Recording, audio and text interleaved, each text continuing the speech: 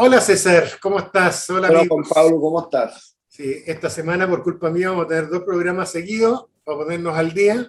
Y hoy día vamos a hablar de tres temas recontra importantes, en mi opinión, diversos, además distintos de otras veces que hay una suerte de continuidad. Vamos a estrujar a César ahí con el tema económico.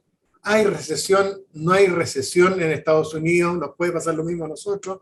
¿Qué impacto tiene respecto de las medidas que pueda tomar las autoridades del Federal Reserve de Estados Unidos o no? ¿Qué importancia tiene esta discusión de si estamos en una recesión técnica en Estados Unidos o no? Segundo, del punto de vista político, ¿cómo está la derecha? ¿Cómo ve a César puesta la derecha en torno a la campaña del rechazo? ¿Y cómo ve qué va a pasar si gana el rechazo? Obviamente va a quedar empoderada la derecha, pero ¿qué pasa si pierde el rechazo? ¿Cómo va a quedar la derecha? Y por último, un tema bien extraño que me propuso César, pero que efectivamente ha estado flotando en el aire y que uno como no sabe cómo ponerse, que es este tema de estos loteos que se están produciendo en distintas zonas rurales en el sur, ¿ah? Que han reclamado alcaldes, han reclamado autoridades, porque tiene que ver con los precios de vivienda y otras cosas que no va a explicar César, pero ¿cuál es la opinión de él? ¿Cuál es la opinión económica del tema? ¿Y cuál es la opinión del punto de vista de la regulación? ¿Hay forma de parar esto? ¿Está bien? ¿Está mal? ¿Cómo se hace? ¿Puedo yo agarrar un campo, un fundo y transformarlo en 100 parcelas de 5.000 metros y reventar el sistema de alcantarillado o no? No tengo idea. Pero es un tema interesante que ha estado aflorando en forma rara. Así que vámonos de cabeza, César. Partamos por el tema económico. Salieron las Vamos. cifras de crecimiento de Estados Unidos, el segundo trimestre que retrocede la economía norteamericana y decrece, y está la discusión sobre si hay o no recesión, pero además que nos explique, César, si es cierto eso, y dos, qué importancia tiene la discusión. Y esto raro que está pasando, que la economía se achica en Estados Unidos, pero que no hay problemas de desempleo, y que además hay inflación. Entonces, ¿cómo ves el tema? Vamos por lo primero. La definición de recesión técnica es una definición subjetiva, digamos. O sea, cuando dicen hay dos trimestres con reducción del PGB estimado, eso significa recesión técnica. Recesión es cuando ya eso pasa, ¿no es cierto?, un año recesivo. ¿Ya? Esta recesión que estamos viendo no es una gran recesión, pero obviamente que aquí se ve como la plata que se tiró ahora se está recogiendo por parte de los bancos centrales, las tasas de interés del Banco Central subieron por donde más o menos la gente o el mercado estimaba que crecieran, pero eso todo al tiro tiene un efecto, o sea, se devalúa el dólar y se revalúa el peso. ¿Te fijaste? El peso está como en 900 pesos, después de haber estado casi en 1000, llevado por la revalorización del dólar. Bueno, la verdad que el Fed subió las tasas de interés menos de lo que la gente creía, por lo tanto el dólar perdió valor frente a otras monedas, entre ellas el peso chileno y entre ellas otro commodity como es el cobre, y el cobre vuelve a subir, ¿no es cierto? Pero es un efecto monetario, ¿ya? Es un efecto monetario que por supuesto en Chile tiene como un doble cañón, digamos, ¿ah? Pero básicamente es eso, pero hay otras complicaciones, ¿no es cierto? No todos los países europeos están contentos con las subidas de tasa de interés. Eso lleva a la caída de Mario Draghi, entre otros, ¿ya? Eh, Hay un spread que es muy importante entre los Bundes, o sea, los bonos alemanes y los bonos españoles y los italianos, y que el Banco Central Europeo quiere, y la Comunidad Económica Europea, que siendo todo un euro no deberían tener estas diferencias. Pero diferencias en el gasto fiscal, en los déficits y en las políticas internas de cada país llegan a que sean distintos. No hemos salido de un problema económico todavía, o sea, la inflación sigue alta, la expansión monetaria anterior fue muy, muy grande, está el tema de Rusia, Ucrania y el gas ahora, que le va a pegar muy fuerte a la Unión Europea, el cual están hablando de reabrir centrales nucleares, en volver a usar carbón, etcétera, etcétera, lo cual echa años para atrás toda la política de descarbonización. Y por otro lado, como dices tú, todavía hay inflación y como todavía hay un mercado que está caliente, a pesar de todo, hay empleo. ¿Ya? Aparte de que mucha gente que fue y se salió del mercado normal que tenía y se fue a trabajar a la casa, encontró que podía trabajar en otra cosa. Entonces, las mediciones también yo creo que están sesgadas por una especie de manual de cortabalos que está adecuado a lo que había antes y no a lo que había ahora.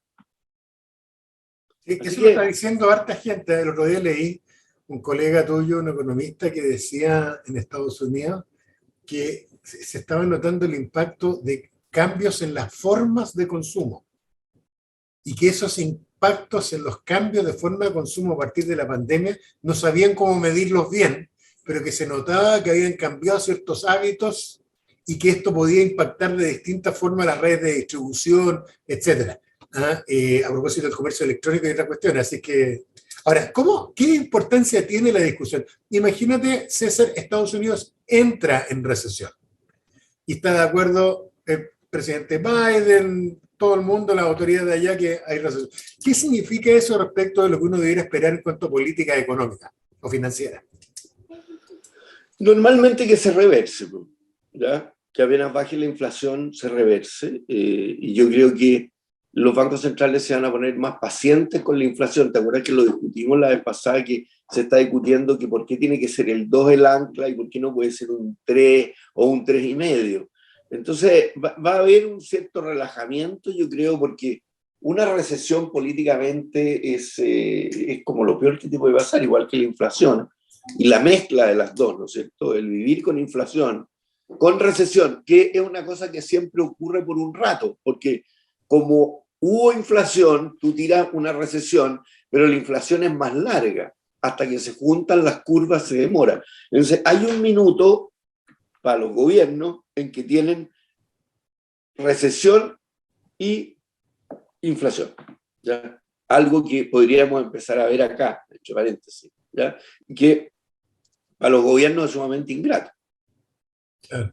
Y que empiezan a empujar a los bancos centrales, oiga, floje, no me friegue con esta cuestión. Oye, César, ¿tú has notado en lo que es la lectura de todos estos gurús, premios Nobel y cosas que escriben en los diarios en Europa y en Estados Unidos, has notado que se ha ido produciendo algún consenso sobre el diagnóstico de lo que está pasando? ¿Tú crees que sigue habiendo cierto desconcierto de la élite intelectual europea y norteamericana con el diagnóstico de lo que pasa?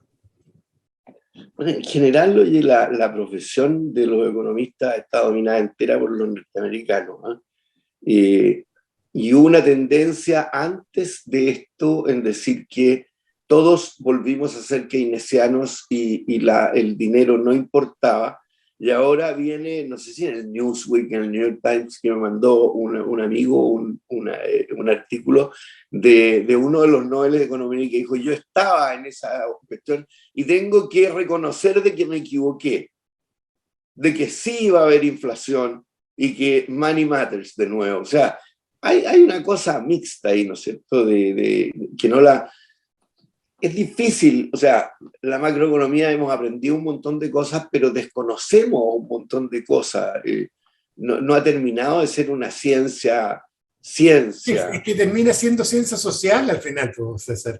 Y como todas las ciencias sociales, tiene un porcentaje de nuevas variables y de evoluciones en los fenómenos sociales y económicos que hace que los modelos antiguos, cuando uno cree que tiene la papa, Carlos Marx creyó que había encontrado la papa y le duró como 20 años el tema y quedó desfasado, porque los keynesianos le pasó lo mismo, después le pasó al liberalismo y la escuela de Chicago, acuérdate igual, pero la realidad no supera. Es que el mundo se va complicando, Juan Pablo, o sea, un minuto, ¿no es cierto?, en que dinero era las cuentas corrientes, el dinero del Banco Central, los depósitos a plazo. Hoy día tener un bono del Tesoro es aún más líquido que tener un depósito a plazo. Entonces, súmale eso y qué sé yo, y vas a ver tú que que no, mira, el gato quiere participar en el... Muy bien, tiene derecho a opinar. Así que, como se ha ido complicando las explicaciones, se van haciendo también más complejas. Ya no es una pura ecuación o dos. Perfecto, pero hay que seguir el tema. Yo lo veo interesante, todo esto que está pasando, hay que estar atentos a él, sobre todo por las implicancias políticas que puede tener en todas partes. Oye, César, entremos a la arena política pura, a la derecha. La otra vez, hace pocos días atrás publicamos nuestra conversación anterior, hablamos de esta situación tan divertida que había de esconder personajes, ¿no es cierto?, como los miembros más feos de la familia, esconderlos para que no causen daño en la campaña de la prueba y del rechazo, ¿no es cierto?, toda esta gente que estaba tapada. Saliendo de esa cosa y entrando a lo más estructural político, ¿cómo ves a la derecha con la campaña del rechazo? Porque te quiero poner en el escenario duro. ¿Cómo ves que están mostrándose? Porque obviamente, creo yo, no sé, escucho tu opinión, pero que si gana el rechazo, obviamente la derecha se va a ver fortalecida y va a quedar empoderada como le ha pasado en otros momentos, en otros siglos recientes. Pero la pregunta que te tengo es, ¿cómo va a quedar la derecha si pierde el rechazo y gana el apruebo?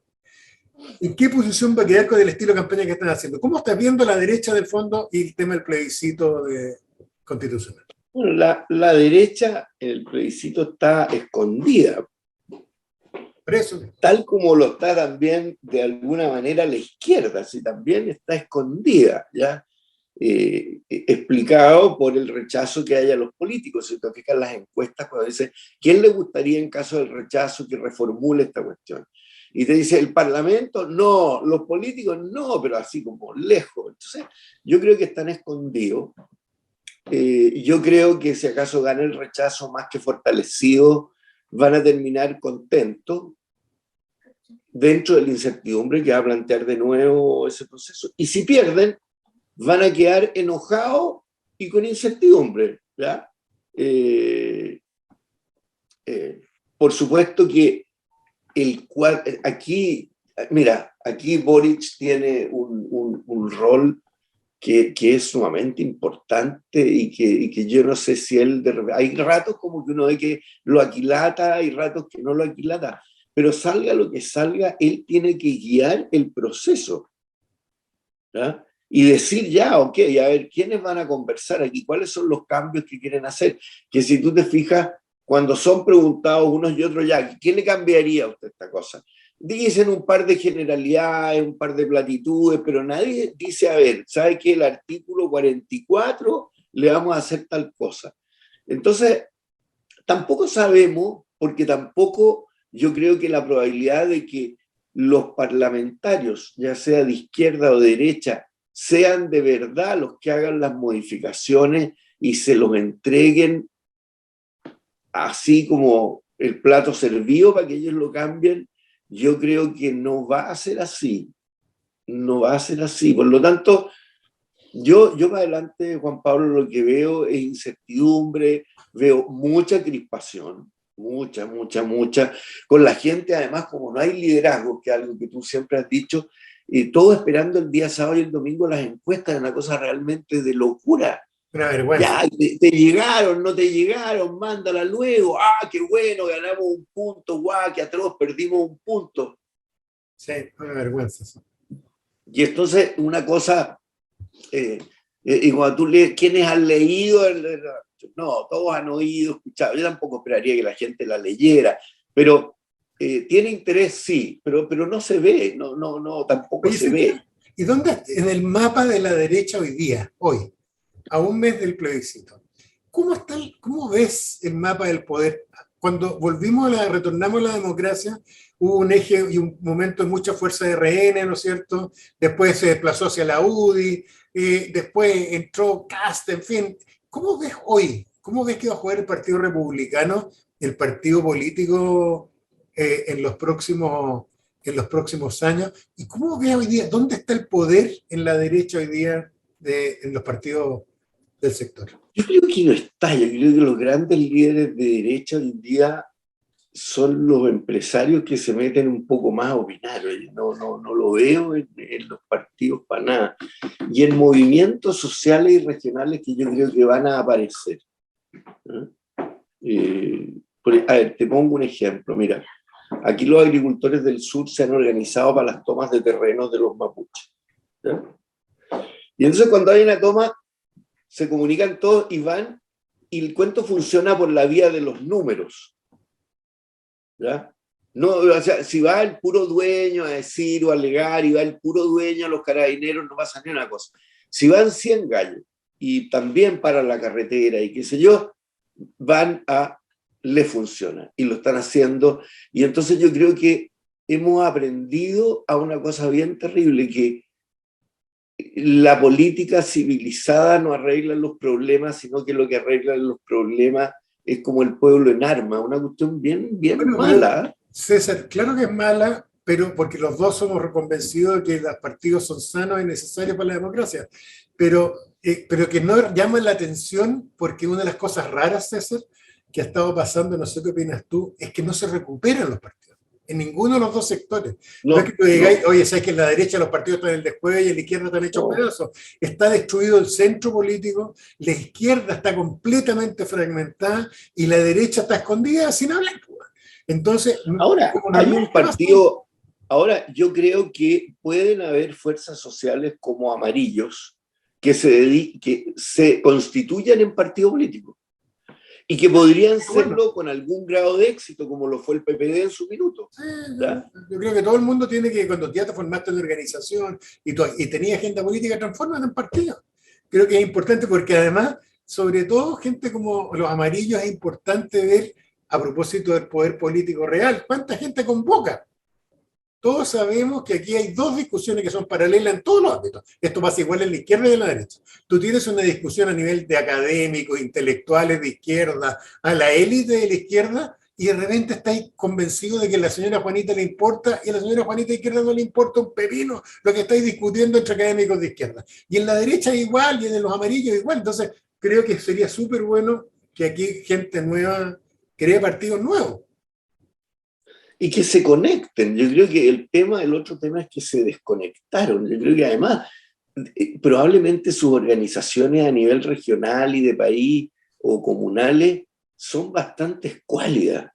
Uno lo ve en las votaciones de ellos, o sea, las votaciones son mínimas, son de muy poquita gente, y cuando tú vas a votar, votas porque, bueno, como ellos tienen casi no un monopolio, pero ellos son la parte, digamos, formal del cuento, tú votas por uno, por otro, qué sé yo, no necesariamente porque te encante, no te gusten.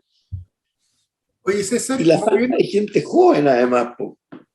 Tal cual, menos apego todavía con la política y con los partidos. Oye, César, ¿cómo ves a la DC por último en el tema político? En esta cosa que se ve, decir que se ve fragmentada en este momento cuando tiene además a toda la cabeza de la DC el rechazo acusada y con riesgo de de ser expulsado. ¿Qué creéis que va a pasar con la DC? Yo creo que se van a dividir, ¿ya? Una vez más, pero ya es dividir una partícula, bueno, aquí va a salir un protón y un electrón para afuera, bueno, ¿ya? Y que sus personajes más emblemáticos van a quedar no sé si lo que se puede llamar el protón o el electrón, pero yo me imagino que el gran votante de la DC, que es un personaje de 50 a 70 años, ¿no es cierto?, el tradicional, para él sus emblemas son Saldívar, los Walker, todos esos personajes, Gutenberg, Genaro Arragá, etcétera, etcétera, y ellos están afuera. O sea, Del Pin no representa al votante tradicional demócrata cristiano, para nada. Entonces, yo creo que, y es una pena, se desapareció además la Iglesia Católica con un poder fáctico importante, que fue el gran respaldo que además siempre tuvo. Yo lo veo, pero el PPD también muy mal, hombre, y el Partido Socialista mal, y con problemas metidos adentro de cosas raras, peleados entre ellos. A ver, el único unido de verdad aquí es el Partido Comunista. Y eso te lo digo. Porque yo creo que entre la Camila Vallejo y Telier no hay ni mayor sintonía, ni mayor cariño, ni mayor congruencia. Oye, a todo esto como última pregunta corta, ¿cómo yo te anticipo bien? Yo creo que ella lo ha hecho muy bien. Todos tenemos terror de que la manipulara el PC y creo que ella ha actuado efectivamente como ministra de su presidente, como amiga personal del presidente, y yo creo que se ha alineado muy bien ella. ¿Va?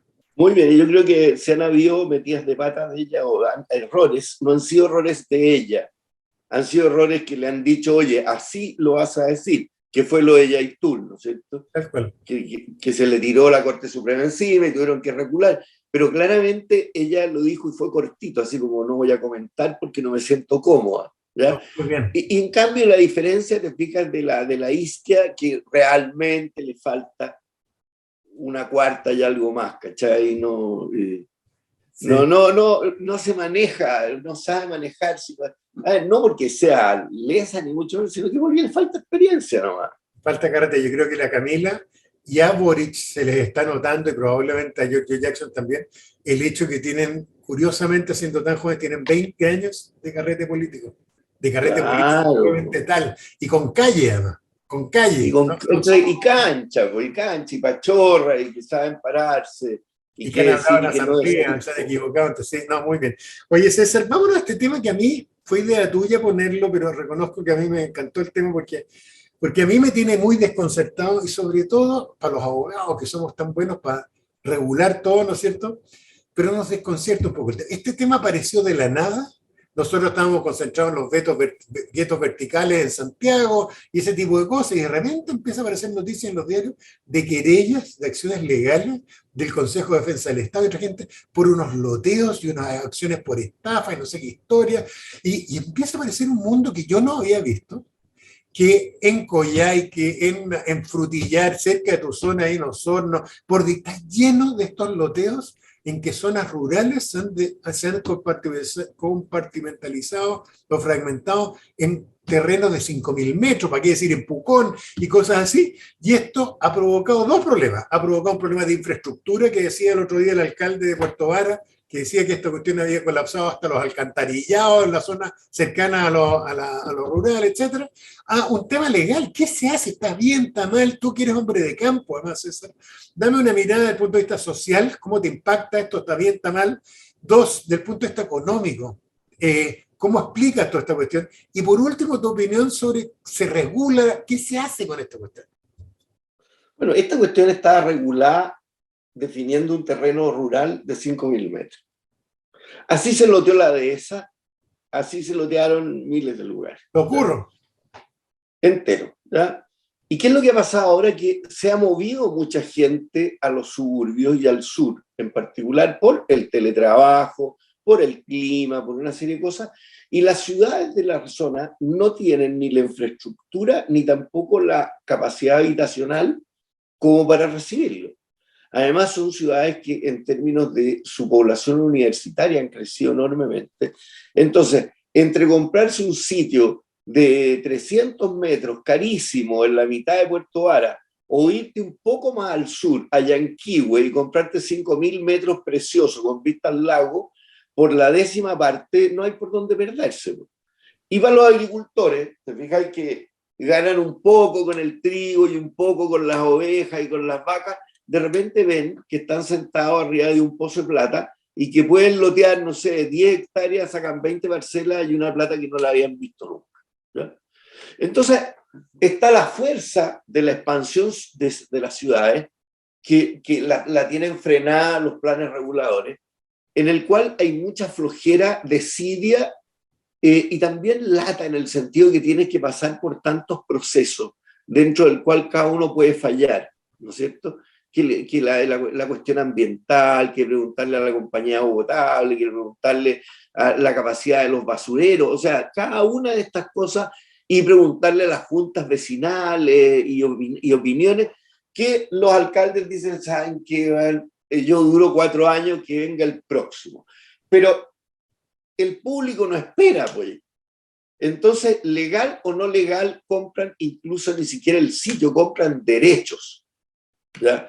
Y se arriesgan, ¿ya? Y ellos hacen su compañía de agua potable, una cooperativa, hacen un pozo, se la reparten, hacen una cooperativa eléctrica y sacan electricidad, ¿ya? Y ellos pagan un poco la infraestructura, Y es un poco la privatización de la urbanización. Pero esto no tiene un impacto además sobre los... Chile Pero tiene tan pocos tiene, metros cuadrados para la agricultura. no tiene nada que, ay, no tiene nada que ver, por sí. O sea, tampoco es una cosa que esté amenazando el terreno agrícola en la superficie general que tiene. Sí, Ah, ya, o sea, eso tampoco no lo toca. no, no, no, no. Donde te impacta realmente es agua potable, alcantarillado, capacidad de depositar basura, el llevar la basura y que pasen a lugares distintos, te fijas, los camiones basureros, para lo cual necesitas más trabajadores, más cuestiones, etcétera, etcétera. Los caminos, ¿ya? Porque igual esa gente duerme ahí, pero va a trabajar a la ciudad, ¿ya?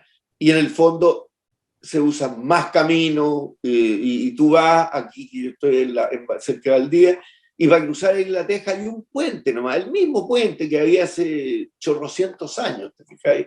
Y los tacos que se arman son salvajes. Entonces, antes que la gente decía que rico en provincia, que no hay tacos, bueno, hoy día no es así, ¿ya? Puerto Montt, Osorno, Los Ángeles, todo está lleno de tacos, porque la infraestructura no se ha modernizado. ¿Y por qué no se ha modernizado? Porque básicamente los alcaldes no tienen esa cosa de visión larga, ¿ya?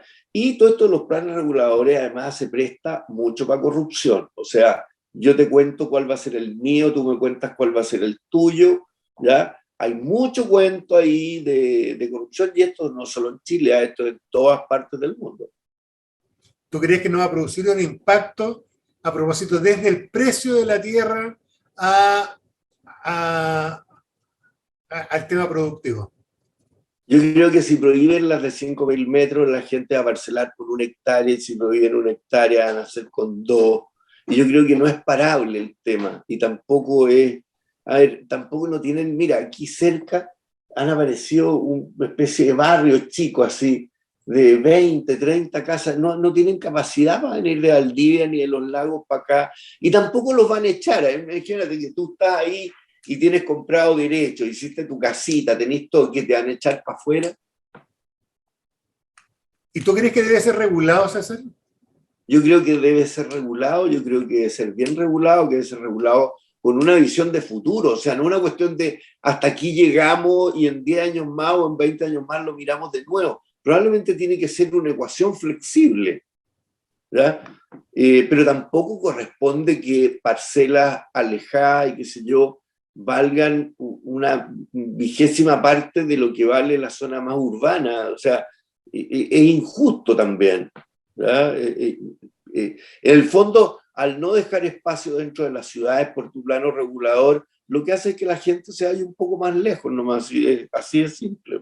Tú sabes que hay algunos geógrafos, etnógrafos, no sé cómo se llama, geógrafos, creo que son, que aventuran que por la sequía, por el excesivo porte de Santiago, hay un desplazamiento en las próximas décadas de población severa hacia el sur. Entonces esto puede ser el comienzo de lo que estamos viendo. Probablemente. Y por lo tanto hay que tener presente si va a haber regulación, pensar que aquí puede salir de repente 1 millón de santellinos y dispararse desde Talca hasta Coyhaique. Claro, pero lo que no podía hacer, Juan Pablo, es tener como una regulación parche. O sea, arreglemos lo que hay, pero nada más. Sino que tenéis que hacer una regulación que permita y tenga la visión esa más amplia y decir, ya hasta aquí vamos a llegar en la primera etapa, aquí la segunda, y qué sé yo. Y tampoco podemos tener una regulación que sea tan inflexible, con tanta pregunta, tanta gente, que en la práctica sea inflexible. Hay que empezar a pensar dónde hay a poner la basura, ¿No? Sí, qué es lo que hay a hacer con todo eso, es un cómo hay a quilombo hacerlo como con el venía agua Argentina. potable. ¿Sí? ¿No? Y va a poner sobre las comunas respectivas desde el punto de vista territorial, va a poner una presión enorme.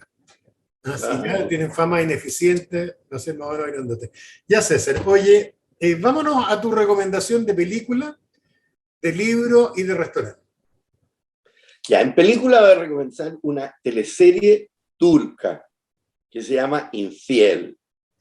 No es nada, no, es una teleserie nomás, pues es una teleserie turca, no tiene mayor contenido ni idea filosófica, solo mostrar también como una sociedad que es un poco distinta. Aquí en esto no se ven desnudos, no se ven una serie de cosas que en las teleseries chilenas, o tampoco drogas, o sea, son sanitas, ¿eh? Pero son simpáticas, son buenas, ¿ya? Entonces, infiel, ¿ya?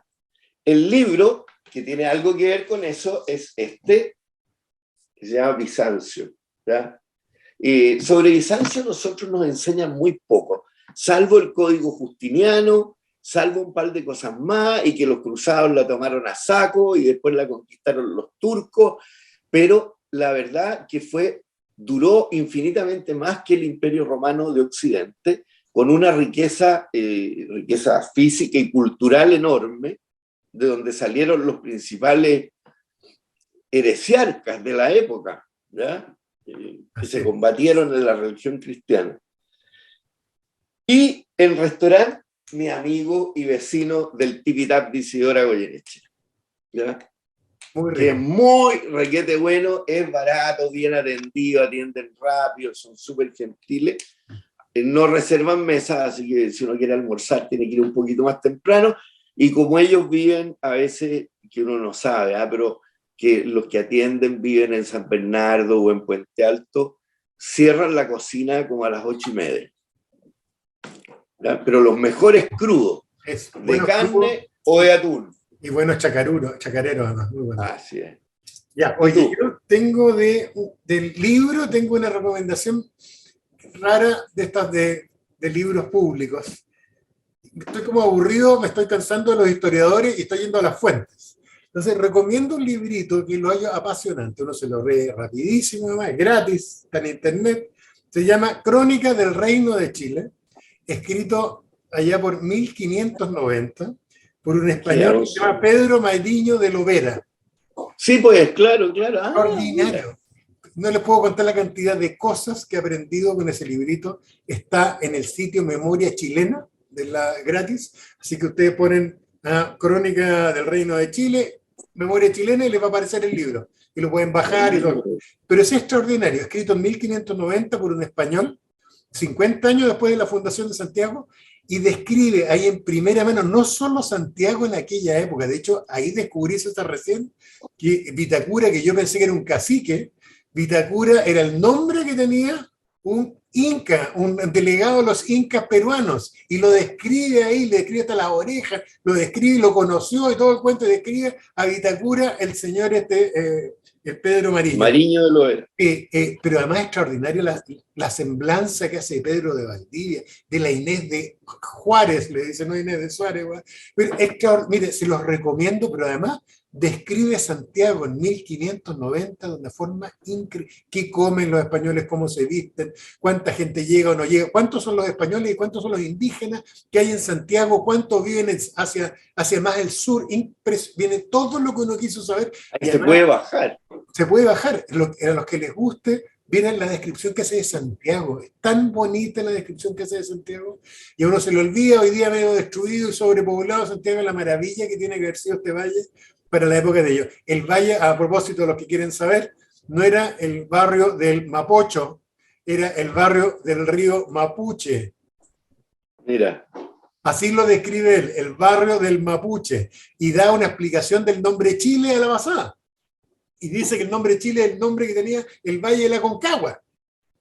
Pues, mire, se los recomiendo, pero impresionante, memorable las descripciones que él hace del desierto de Atacama entrando hacia Chile y los cadáveres que están puestos de los españoles anteriores que quedaban disecados y que servían para guiarse, dice. Mire, se lo van a hacer chupete, lo recomiendo porque es maravilloso, es corto, se lee rápido y viene con una cantidad de primera mano. Segundo, en cuanto a película, una serial, a mí me gustan los temas militares, otra de las cosas que nos une con César, una cuestión que se llama Poder Marítimo, muy buena en Netflix, con una serie de documentales de distintos conflictos y batallas marítimas, muy buenos, a lo largo de la historia del siglo XX por lo menos, muy bueno, muy entretenido. Yo debe ser por el cariño que le tengo a la Marina de repente ahí yo siempre que es un tema que en Chile nunca hemos pescado adecuadamente. Chile es un país marítimo y debiéramos tener ahí una tremenda vocación marítima que de repente no la tenemos. Restaurante El Panchita, un restaurante peruano, a veces más caro de lo que uno quisiera, que está aquí en Espós con Nueva Costanera. Ahí en tu vecindario. Mi vecindario, metí unas papas rellenas que son, pero de verdad para enviciarse, así que lo recomiendo, muy, muy bueno. Ya vos, César, Ya vos, Juan Pablo. cuídate tu resfrío y nos vemos el próximo viernes, Juan. El próximo viernes. Tal cual, y nos pedimos a todos nuestros amigos y cuídense. Ok, que estén bien. Chao. Chao.